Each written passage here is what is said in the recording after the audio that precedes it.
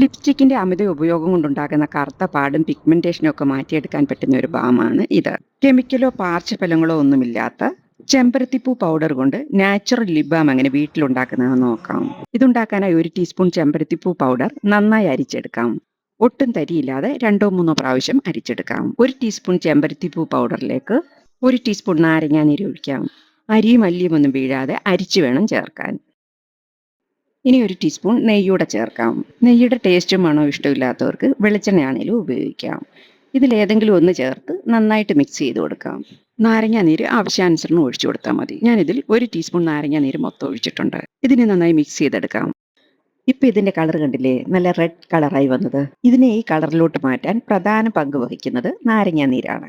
ഫ്രിഡ്ജിൽ ഇത് 1 മണിക്കൂർ വെക്കുമ്പോഴേക്കും നല്ല സെറ്റായിട്ട് വരും. ഇത് 1 മാസം വരെ ഫ്രിഡ്ജിൽ കേടാകാതിരുന്നോളും. ഇത് നമ്മൾ ലിപ് ബാം ഉപയോഗിക്കുന്ന പോലെ തന്നെ ഉപയോഗിക്കാം.